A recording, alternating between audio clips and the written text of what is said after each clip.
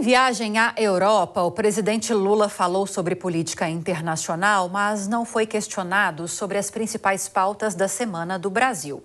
Catiúcia Sotomayor tem mais informações.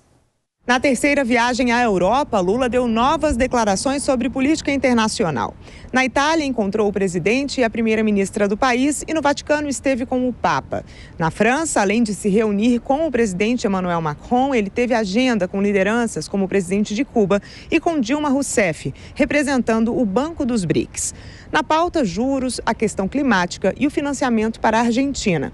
Mais uma vez, deu sua opinião sobre a guerra no leste europeu, defendendo que a primeira coisa é, abre aspas, parar a guerra, fecha aspas. Segundo Lula, quando o ser humano está disposto, ele faz. Eu conversei com o presidente Mattarella, conversei com a primeira-ministra, conversei com o Papa Francisco muito sobre a questão da guerra e eu estou de acordo com o Papa Francisco. É preciso ter gente envolvido em discutir a questão da paz.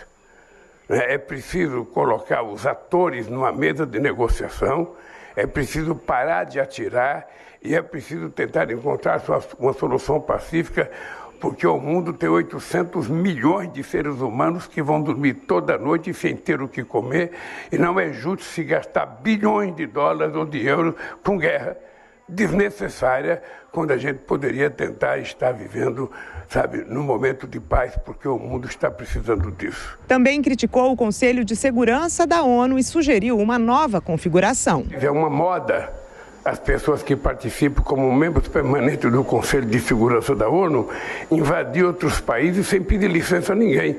Os Estados Unidos invadiram o Iraque, a Inglaterra e a França invadiram a Líbia, agora o Putin invade a Ucrânia, ou seja, eles são membros do Conselho de Segurança, eles são as pessoas mais poderosas, sabe, no sistema ONU, eles não poderiam estar fazendo isso. É por isso que nós no Brasil estamos defendendo uma nova governança mundial. Uma nova governança que participe mais países do continente africano, da América Latina, que possa participar países importantes do continente. A Índia, por exemplo, não está nas Nações Unidas, a Alemanha não está, a Itália não está, o Japão não está, o Brasil não está, o México não está. Ou seja, então é preciso que a gente tenha consciência que a geopolítica que formatou a ONU em 1945 não existe mais. Lula não falou nem foi questionado sobre as principais pautas da semana no Brasil, como a aprovação do seu advogado pessoal na Lava Jato, Cristiano Zanin, para o Supremo Tribunal Federal, a votação do arcabouço fiscal e, muito menos, o julgamento da inelegibilidade do ex-presidente Jair Bolsonaro no Tribunal Superior Eleitoral. Mas voltou a reclamar dos juros e disse que quem está brigando com o Banco Central não é ele, mas a sociedade. Chamou a situação de irracional e disse que o presidente da autarquia, Roberto Campos Neto, joga contra a economia brasileira. Lula também falou com o ministro Fernando Haddad sobre a situação da Argentina para saber como o Brasil já pode ajudar com financiamentos. E eu, pessoalmente, como presidente do Brasil, tenho muita preocupação com a situação econômica da Argentina. E estou tentando fazer todo o esforço possível para ver se a gente consegue estabelecer uma parceria com outros bancos para que a gente possa financiar as exportações da Argentina. Sabe, para nós no Brasil, quanto melhor tiver a Argentina, melhor para o Brasil. O presidente Alberto Fernandes virá ao Brasil para uma visita nesta segunda-feira, dia 26. Será a 5ª reunião entre os dois só este ano.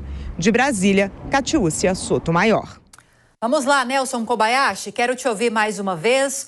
Presidente Lula falou sobre vários assuntos, falou sobre guerra na Ucrânia, falou até de nova configuração da geopolítica mundial. Evitou falar de alguns assuntos aqui do Brasil, mas não abriu mão de criticar o presidente do Banco Central, Roberto Campos Neto, por consequência desse comunicado do Copom, que chegou a ser um pouquinho criticado dessa vez, até pelo nosso analista de economia, Luiz Arthur Nogueira. Cobrou os senadores para analisarem se Roberto Campos Neto está cumprindo a lei nessa função de presidente do Banco Central. Engrossou o tom?